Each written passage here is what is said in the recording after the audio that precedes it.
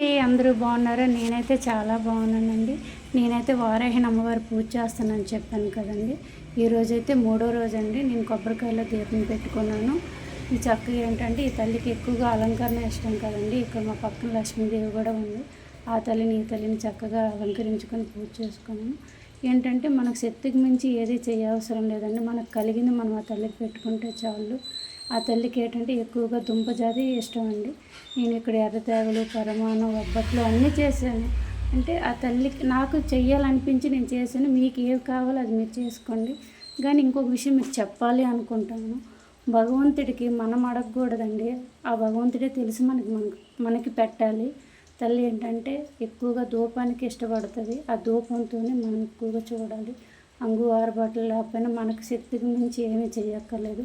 శక్తికి తగ్గట్టుగా ఆ తల్లికి పూజ చేసుకుంటే చాలండి. మీరు చేయండి, అందరూ బాగుంటారు.